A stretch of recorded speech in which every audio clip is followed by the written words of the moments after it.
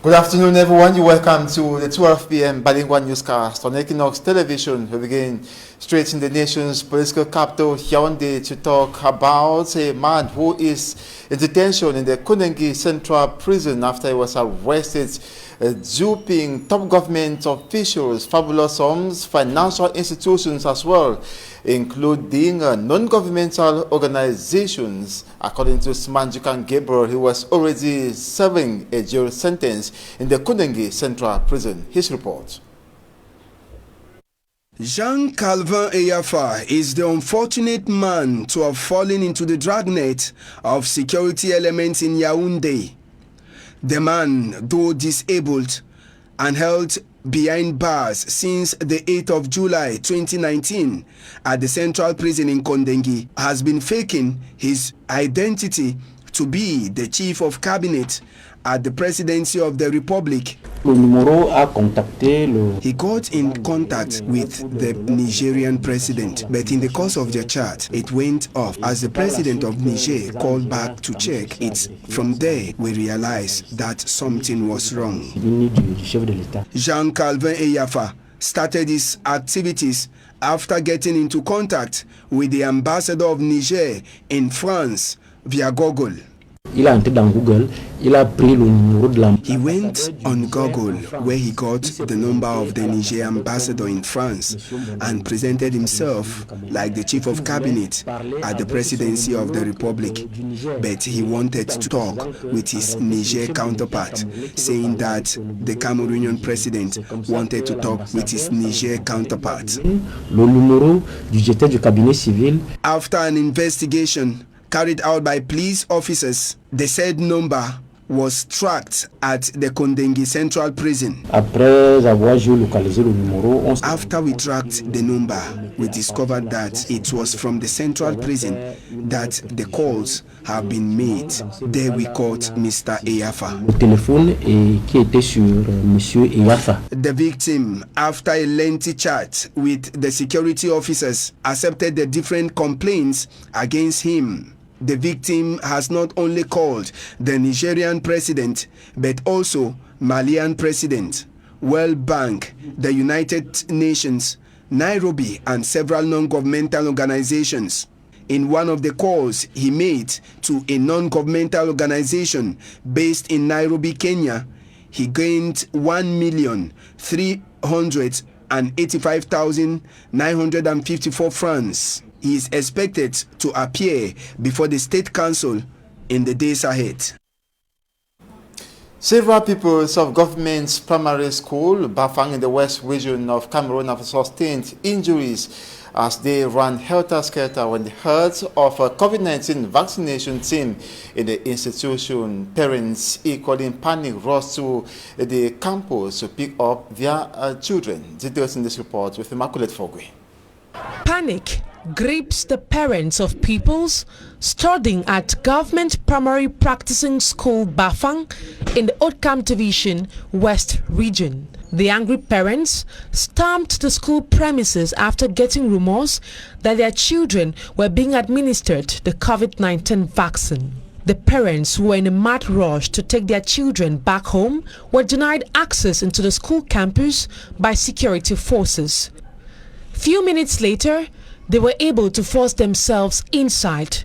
This child, who is currently receiving treatment at the Bafang Hospital, got himself seriously injured as he tried escaping, following the news that health personnel were on campus to vaccinate them against the coronavirus. Recently, we heard rumors that a child, after being administered the polio vaccine, died. So I hurried up to get my child. I know it is rumors, but it is better I take my child home for now. We were informed that they wanted to vaccinate our children, so I came to collect my daughter. The vaccination agents equally give their own version of the story. While on campus, we informed the headmistress that we wanted to vaccinate the children, and she told us that now is not the perfect time for the children to get themselves vaccinated. So while I and my colleagues were leaving, we saw a teacher descending with a child who had been injured. No child was vaccinated. According to Baba Batari, First Deputy Senior Divisional Officer for the Oudkam Division, the vaccination agents were rather administering the polio vaccine and vitamin A. He urges the population of Oudkam to refrain from the propagation of fake news.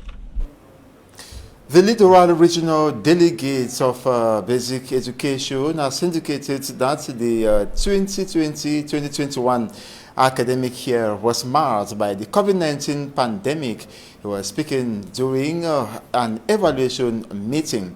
It was attended by Charles Ekome, who compiled this report.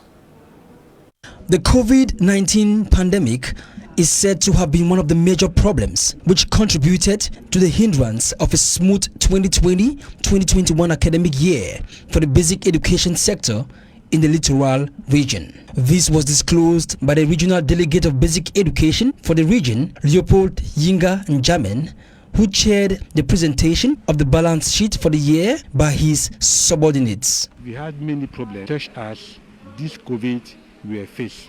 Anyway, the Ministry of Basic Education give to us what we call police sanity and protocol anti-COVID. We use only this document to fight against this COVID. During the presentation, a series of problems were also stated by Mbiba Chrisaclaire, Regional Inspector for Pedagogy in the Littoral Region in charge of primary education. We cannot carry out this activity effectively because we have encountered some difficulties, and some of the difficulties are the enclavement of you have the enclavement of some areas.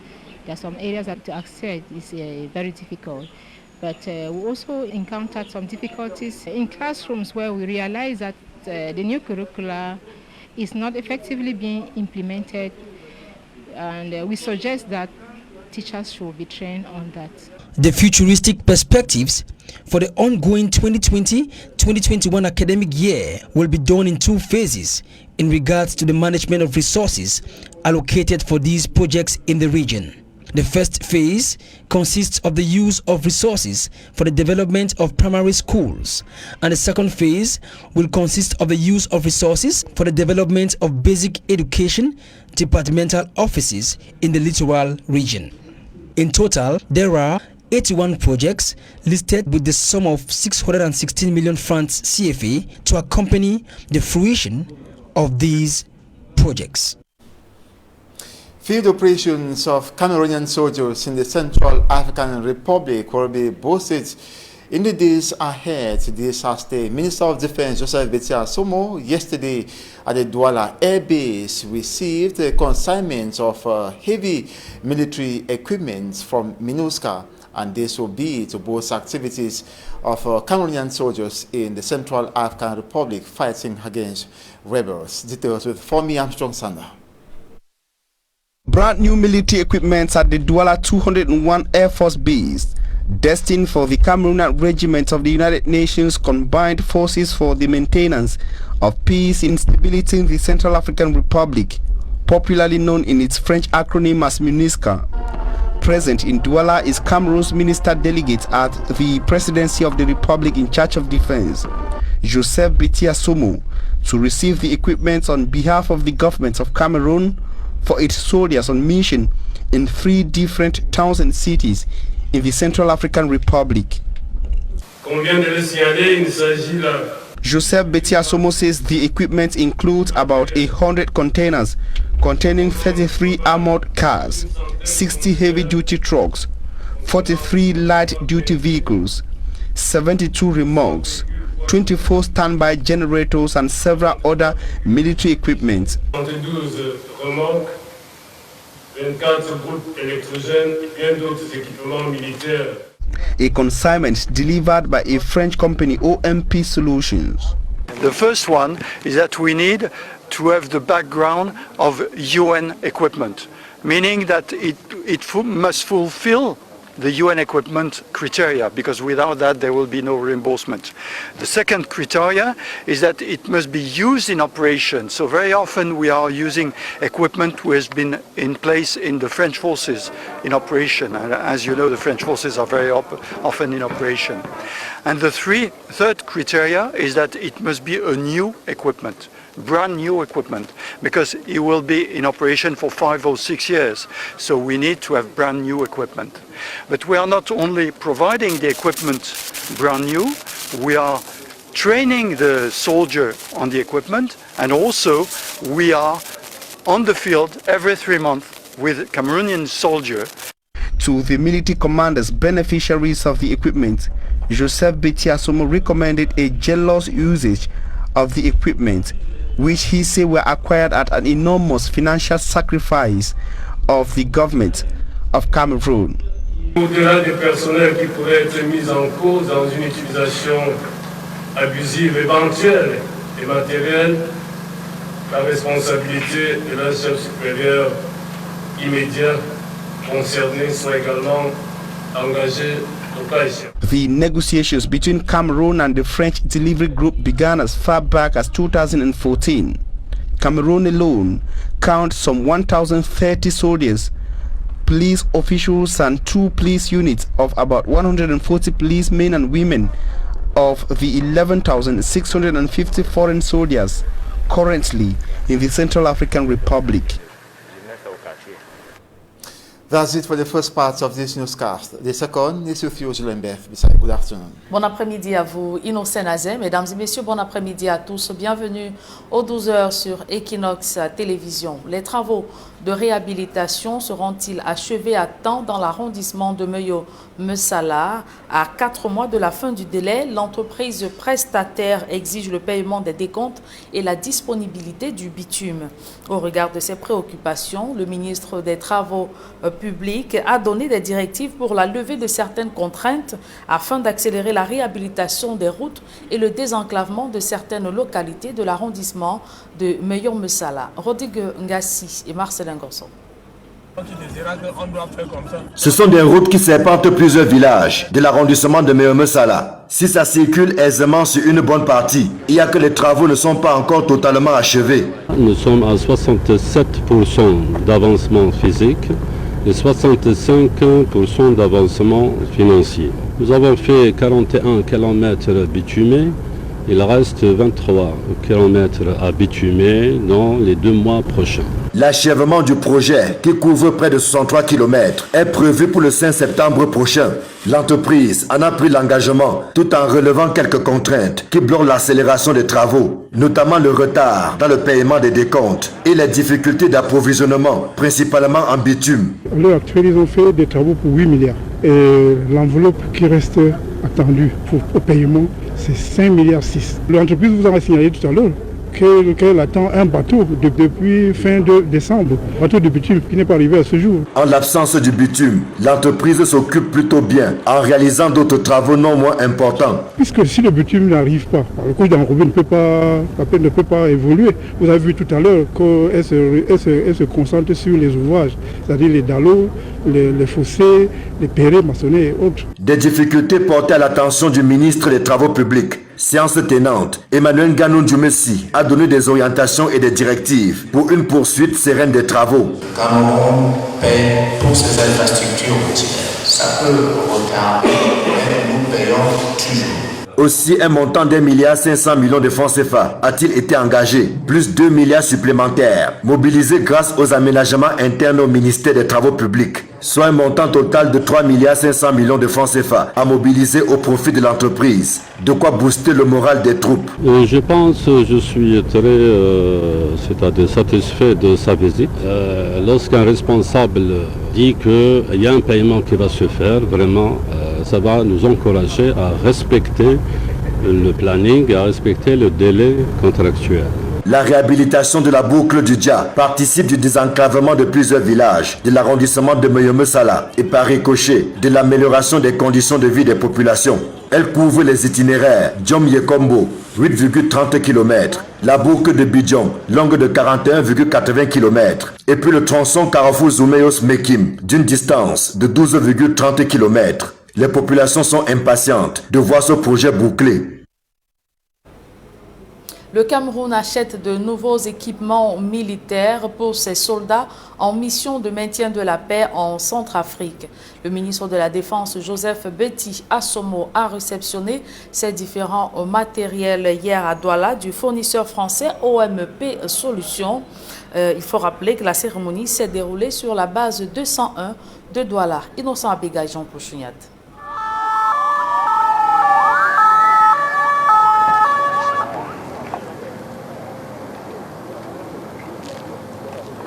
Sur la base aérienne 201 de Douala, du matériel militaire flambant neuf, destiné au contingent camerounais de la MINUSCA, la mission des Nations Unies pour le maintien de la paix en Centrafrique. Présent à Douala, le ministre de la Défense réceptionne une partie de ces équipements pour les convoyer sur le théâtre des opérations dans 3 villes du pays, Bosangui, Boar et Bangui, la capitale. Comme vient de le signaler, il ne s'agit là que d'une partie du matériel.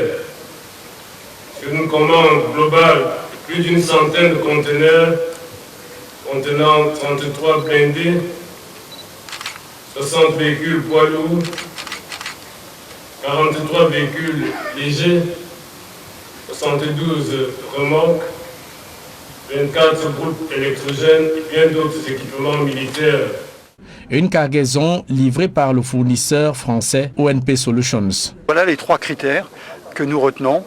Être conforme au cahier de charges de l'ONU, être expérimenté en opération et être neuf au moment de la livraison. Ensuite, un critère additionnel, c'est que ce contrat n'est pas seulement de la livraison, mais pendant 5 ans, nous avons un contrat avec le Cameroun pour accompagner, apporter les pièces détachées, inspecter tous les 3 mois les matériels pour voir ce qui manque, de façon à ce que les remboursements de l'ONU soient toujours au maximum. À tous les chefs militaires bénéficiaires, le ministre Joseph Betty Assomo recommande bon usage de tous ces équipements de pointe, acquis au prix d'énormes sacrifices financiers consentis par l'État du Cameroun. Au-delà des personnels qui pourraient être mis en cause dans une utilisation abusive éventuelle des matériels, la responsabilité de la chef supérieur immédiat concerné soit également engagée au cas échéant.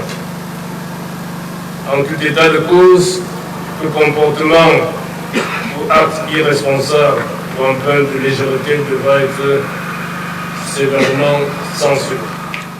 C'est en 2014 que le Cameroun nouait ce partenariat de fourniture de matériel militaire avec le groupe français OMP Solutions. Sur 11 650 soldats présents en République centrafricaine, le Cameroun y a déployé 1030 militaires, des officiers, 2 unités de 140 policiers et gendarmes.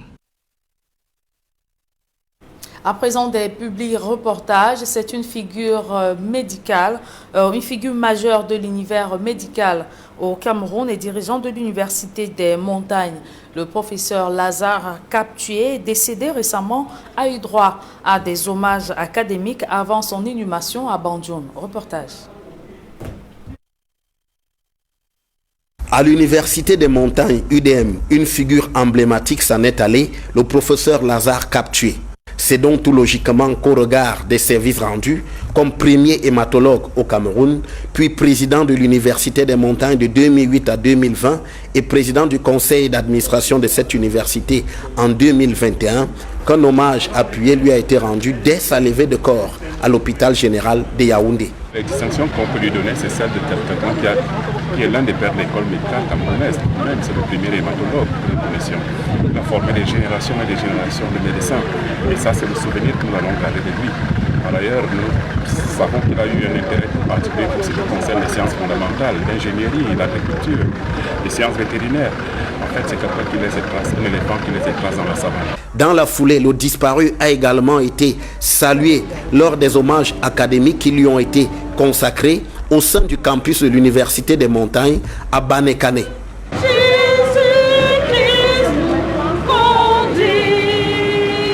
Le ministre de l'Enseignement supérieur n'a pas manqué de rappeler les valeurs intrinsèques du disparu, unanimement reconnues comme une référence.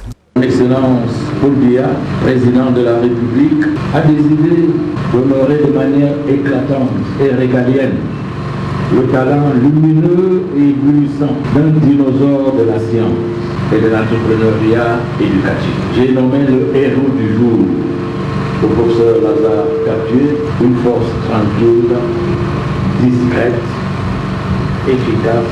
Dès lors, le professeur Lazare Captué pouvait être porté en terre à Banjoun, son village natal, sous les ovations de ceux qui l'aura tant marqué, notamment par la simplicité qui le caractérisait.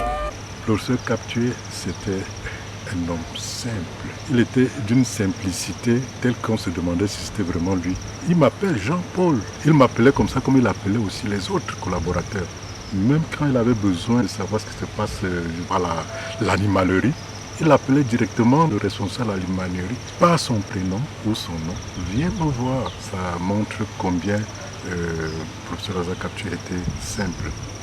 À l'Université des Montagnes, on se console de cette disparition en se rassurant que le professeur Lazare Captué aura assuré la relève par la qualité des savoirs qu'il aura dispensés toute sa vie.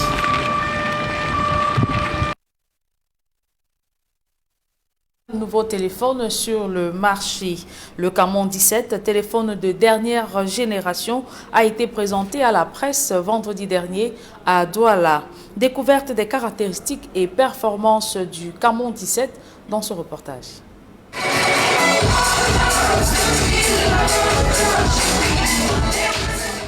Voici le Camon 17, le nouveau-né de la famille Techno.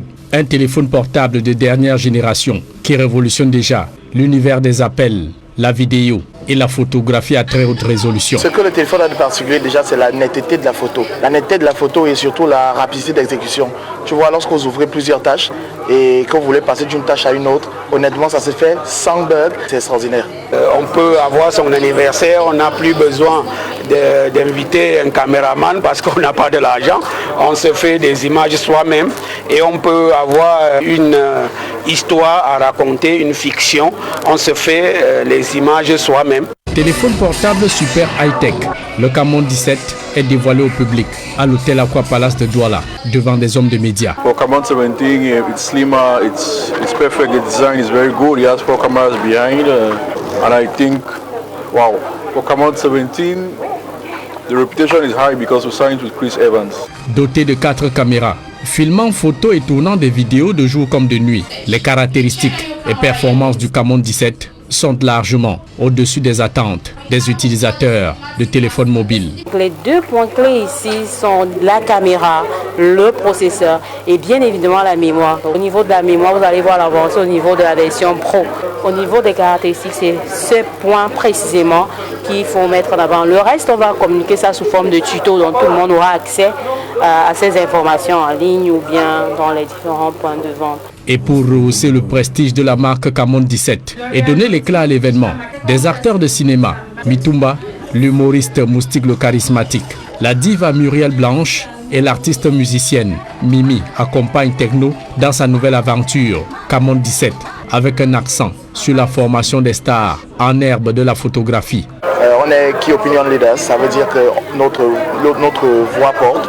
Alors il faudrait dire aux gars qui consomment que non, vous pouvez consommer sans crainte, parce que vraiment nous-mêmes on a essayé. La société Techno, depuis son arrivée au Cameroun, est une marque qui innove. Il faut faire chaque jour des choses un peu mieux que hier. Ils épousent ma philosophie. C'est pour cela donc que j'ai accepté coller mon image à cette campagne. Déjà disponible en qualité et en quantité au Cameroun, le téléphone Camon 17 sera accessible à tous. We are going to make it possible that every retail shop, being it in Douala, Yaoundé, all over Cameroon, is able to sell this product because it's very, very affordable. Pour joindre l'utile à l'agréable, un téléphone Camon 17 est en jeu dans une tombola spéciale. Heureuse gagnante du tirage au sort, cette dame qui rentre dans la liste des utilisateurs privilégiés de la merveille technologique de la grande famille Techno, Camon 17.